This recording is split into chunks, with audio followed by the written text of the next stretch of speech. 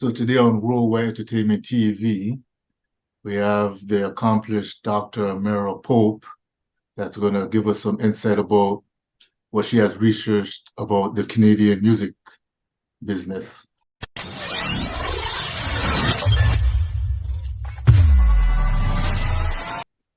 So I see that you are Trinidadian Canadian Yes, or correct. Trinidadian. My parents were born in Trinidad, but I was born in Canada. Yeah. My dad was born in Trinidad. He Hmm. grew up in Grenada. My mom was born in Grenada, and then she met him in Trinidad. So Oh, it's my Trinidadian connection. you have them Trini roots as well. Yes, yes. Yeah. So could you tell us more about your background, how it led to you receiving a PhD? Yes, of course. Well, as you mentioned, my parents are from Trinidad, and I was born and raised in Canada. And I was born in Scarborough, Ontario, where I was surrounded by many other Caribbean immigrants and immigrants from all around the world. It was a great experience, very diverse, very multicultural. And when I was in about grade two, my parents moved our family from Scarborough to Elmira. And Elmira is a very small town. We were known as the Brown family in the corner house. I was the only brown girl in school. So it was very different from growing up in Scarborough. And that's when I really noticed my differences from those around me and differences from also what Canadian media and Canadian music was airing at the time. And I was heavily intrigued by R&B music, by reggae, by soca, by calypso. And then I found that mainstream media in Canada didn't tend to play that kind of music or air those kind of individuals creating that type of music on television. And so television, radio didn't really reflect the cultural environment that I grew up in at home, neither did kind of my external surroundings outside of my home. And that interest, I didn't know later down the line would heavily influence my academic studies. So I've always been interested in different forms of communication as well as racial and national identities.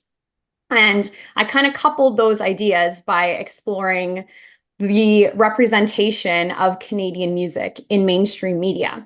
And I found that Canadian R&B was heavily underrepresented. While I dove into the research in my PhD, a lot of Canadian R&B artists were immigrants that came to Canada and struggled to get representation, to get access to airwaves, as well as support in Canadian music. So a lot of them moved to the US to get that support they needed to then come back and be celebrated in Canada. And while I was conducting my research, I kind of put and parsed together a working history of Canadian R&B. I call it an episodic history because I found it was heavily undocumented in Canadian academia, as well as I said, underrepresented in media. So I took a stab at kind of the working history of Canadian R&B since it wasn't really there. But the main focus originally was looking at Drake, Justin Bieber, and Jessie Reyez and looking at their different approaches to branding themselves as Canadian. They did it in different ways. I argue Justin Bieber represents the Great White North traditional aspects of Canada. Drake represents the multicultural Canada I experienced in Scarborough. And Jessie Reyez represents that second generation immigrant struggle. So I had to look at that history of Canadian R&B before I then looked at what contemporary artists are doing in the space. Yeah. Okay. Mhm. So while you're doing your research, did you see like the past history of artists such as Julie Black? Yes. Yeah, I talk about Julie Yeah. Black. I talk about Crack of Dawn. I talk about Maestro Fresh West. I talk about Michi Me. I talk about Cardinal Official. Many artists, and I talk Yeah. about them over, hip hop and R&B. And I discuss how they kind of work together in the periphery of society, create what I call contemporary R&B, which is a mix of those different cultural identities as well as hip hop, rap, soca, Yeah. reggae. Yeah.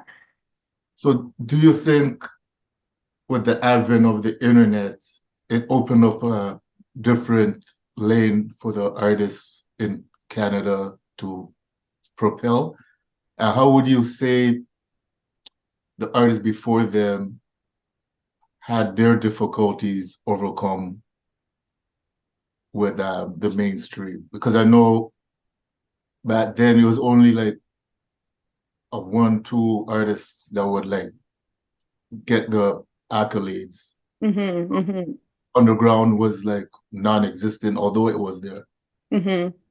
And that's something I discussed in my dissertation. When I talk about Justin Bieber, Drake, and Jessie Reyez, I group them in a new generation of Canadian R&B. Well, two new generations. I put Drake and Justin Bieber in the second generation and Reyes in the third. But I kind of overgeneralize all of the artists pre-internet. As you mentioned, the internet really changed the space and gave artists access to audiences, to networks, to resources that the artists before the internet didn't really have access to.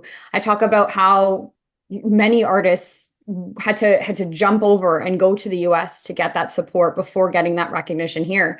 But what I tend to argue is it's also kind of a story or narrative of hope, because what these artists did was they pooled their money, they worked together to perform, to collaborate, to produce their own music and press their own CDs that they then exported to all around the world. And that was pre-internet. And although they didn't have the support nationally from a lot of the traditional gatekeepers in the music industry, they still band together to really create that awareness of Canadian R&B music, which I argue is, again, hip hop, reggae, soca kind of blended into, and traditional R&B blended into one. And they created songs like Northern Touch, for example, but with the Rascals, all of these different identities band together. And so I argue that, Drake, Justin Bieber, and Jessie Reyez are new generations that built on the backs and the networks and the work that these artists did before the internet, and then could then amplify their visibility and their sound through social media. Okay, so what is your thought on the impact of Drake? Because you not only made an impact in Toronto and Canada, he also impacted the trends in America. So Mm-hmm. what did he do that was so different from any others that was before him from up north? Yeah. Well, I debunk the myth that he completely did it on his own pre-signing with a music label. In my dissertation, I talk about how he built those networks before signing. He was on tour with Lil Wayne before he signed a record deal. He established his online presence by building on the work of his television career. He had a local audience from Degrassi. He also performed locally in Toronto before then moving to the States. So he had an established network prior to signing. And then he also had the amplification of social media. And what I argue in this dissertation for my PhD, also in my master's degree and previous studies, is that Drake really knew how to market himself through social media. And I think that his skill in both performance as well as in marketing really helped to amplify his image. And I preface that by saying he definitely still built on the backs of artists before him who gave him free studio time, again, relationships, and artists like Cardinal who had been repping Canada in the States even before Drake did. So there was that awareness already there, but Drake then kind of built upon it and used his marketing skills to really amplify his visibility. Okay, so what do you think about social media and blogs and podcasts? Do you think that also help artists that wouldn't be known, or for fans to realize the background of these artists? Do Yes, and you think that had an impact? definitely. And I talk about Drake, Justin Bieber, and Jessie Reyez all using social media platforms to build their audience prior to signing with a music label. And all three artists use different platforms. Drake used Blogspot, he used MySpace, Justin Bieber used YouTube, Jessie Reyez used Facebook and YouTube as well, all to kind of generate that awareness. And what they did too in building that audience is they attracted the right people. It's key individuals that then help them catapult their careers. So I think it's really important that artists use the online space to the best of their abilities, not just to generate an audience, but also to get in front of those key people. So what would you say to some critics that believe that Drake hasn't given enough back to the city in terms of the local artists? Although people could argue and say that he's helped the exposure of Pressa, Top Mhm. Five, and artists of that ilk. And The Weeknd, Party Next Door. I think he's definitely helped to establish artists locally. He's also helped Jessie Reyez and worked with Jessie Reyez. They actually had a song that was leaked and was actually unofficially released. If you look it up online, you'll see he's worked with Justin Bieber early in their careers. They had a single together. And it was off of Justin Bieber's album, actually. And so I do believe he has helped artists locally. In terms of the extent to what he's done, he's also helped open up history, which has brought in a lot of artists, both locally and internationally, to create this and flourish the music space in Canada and reinvigorate it in ways that artists weren't able to do before with the access that he has. So I would argue that he does help kind of catapult and reinvigorate the music industry here. But to critics who say that he's not done enough, I think it just depends on pure opinion, whether he's working on establishing his career and kind of and he's an entrepreneur, he's not just working in the music industry now.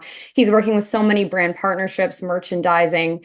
So I would say he's continuing to expand his career right now while still in his different ways building back and giving back to the community. He, with the OVO branded shirts and sweaters that represented cities in Ontario. And I think that was really important too, because he's just further amplifying what it is that we have here and what the cities are and what the music vibe really is.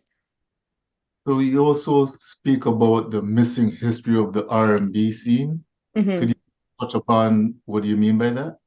Yeah, as I previously mentioned, the artists were heavily under represented in Canadian media, and that included, the radio, television. Even when we created our first music awards magazine and show, the June, which eventually became the Junos, they didn't air artists or even include artists in hip hop, R&B, or music traditionally associated with Black identities for a very long time.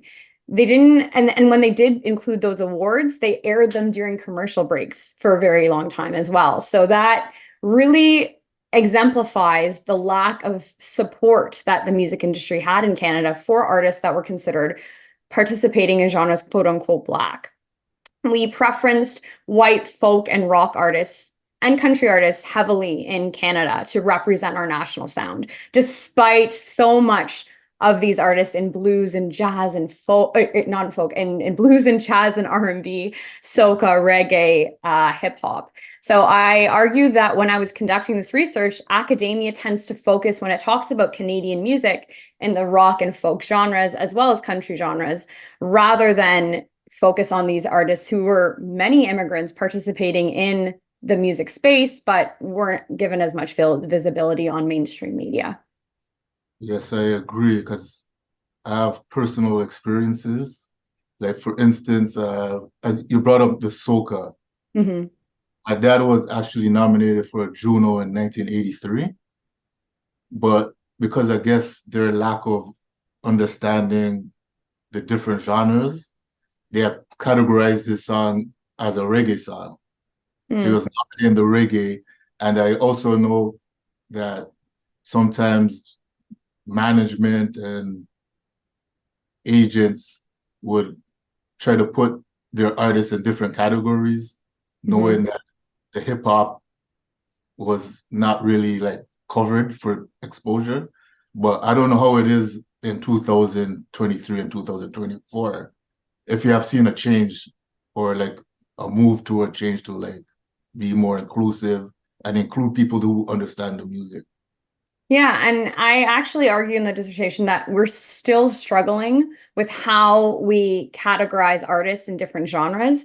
Justin Bieber, for example, says that his album Changes was R&B, but Grammys classified his album as pop. And Drake has talked about Hotline Bling being a pop single, but it was pushed into what was quote unquote Black music because of Yeah. his identity. So this problem continues today based on these racial divides in the music genre. and it persists. We are seeing changes now, but we had trouble with the term urban in 2020, where many music companies decided to strip that from their verbiage because of its association with Black identities. And that was used up until, like I said, 2020. Republic Records made a public statement that they're not going to be using that term, but that just goes to show, that it continues today. Oh, I didn't know about that. Mm-hmm. Do you think sometimes, because you said you looked into hip hop, R&B, soca, do you think sometimes some of the content probably scares off people who don't understand the music and then they create a blanket opinion on Black music in general, like some of the street rap and things of that nature?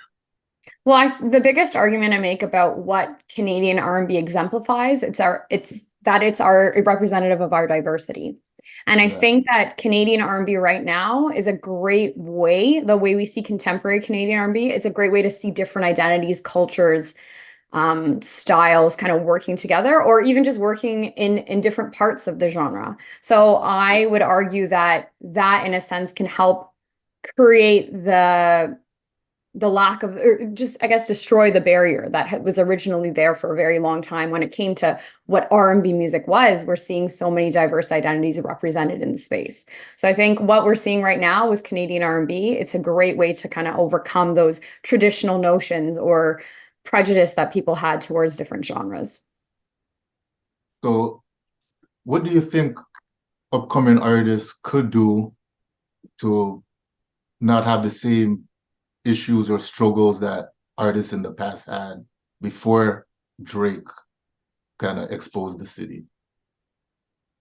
In terms of genre categories or just in building their careers? In building their careers. I think the best thing that I've learned from exploring how Bieber, Drake, and Reyes each broke into the industry is understanding that they made the right relationships with key individuals and kind of narrowing their relationships to specific individuals that could help catapult their careers. And, Jessie Reyez worked with Mauricio Ruiz. Justin Bieber worked with Scooter Braun. Drake worked with many artists, actually, but originally worked with Jazz Prince. And knowing that those individuals they worked with were eager to build talent, and then that talent, Drake, Bieber, and Reyes, were eager to break in, it just became a great synergy. So I think that's super important, knowing at least one key individual that could help catapult your career. Okay. So who do you consider to be, in terms of key components in the music industry here for artists to get in contact with? Because I know it's a little different for the labels in America. Like, suppose Sony in America is different from Sony Canada. It's not, because a lot of artists believe if they sign with Sony, they're going to be getting the same kind of push and everything. But until they realize it's two different, like, what's the word? It's like two different entities. Mm-hmm, mm-hmm. Because I know Cardinal is A&R for one of the labels up here. Right. But I've seen that he's gone different countries looking for artists, and it confuses some of the local artists, which sometimes causes them to lash out at the guys that are in position. Mm-hmm. So I don't know if you have any idea on like what could be restrictions for people that have position to explain to artists why there's the same restriction that you were saying, that the exposure happens. Mm-hmm. Why is that?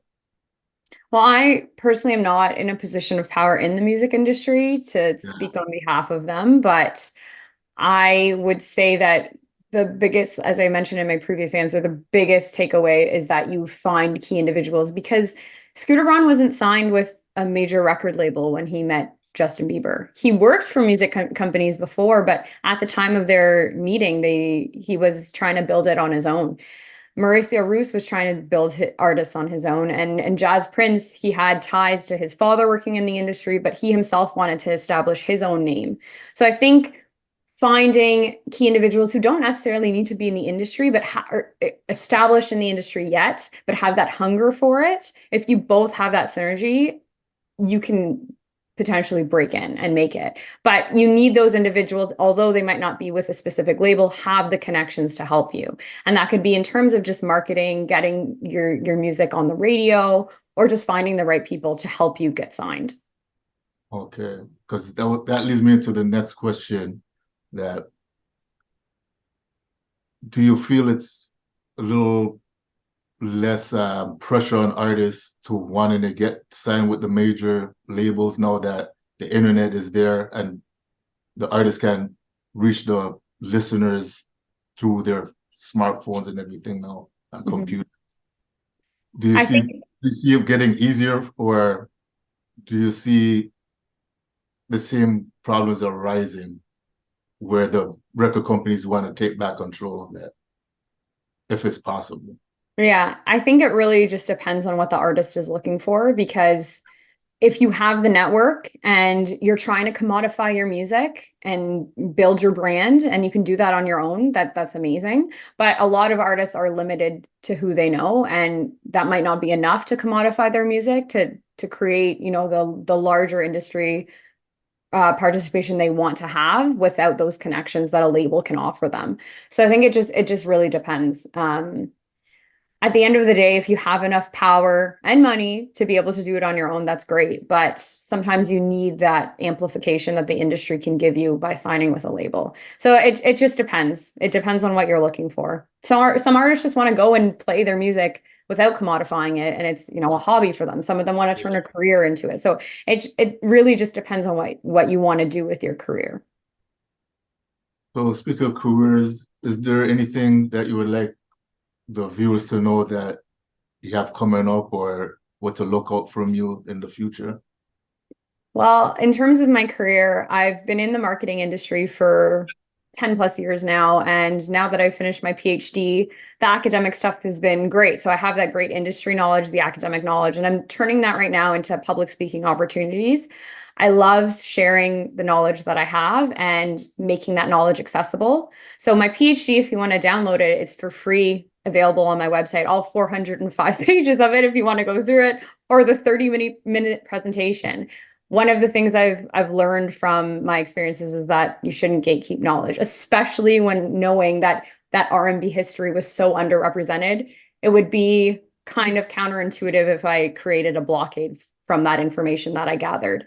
So that's available, and I'm just very much excited to be speaking about what I've learned over the last few years in marketing, in exploring racial identities, and exploring music and national identities as well. Okay. So is there any music that you look forward to this year from any artists you expect? To be honest, I just am really excited to see how the R&B space continues to develop for Canada. I think that there's a lot of different voices represented, a lot of different immigrants participating in the space, and I just can't wait to see what we do and what we can hear and experience this year. Okay. Mhm.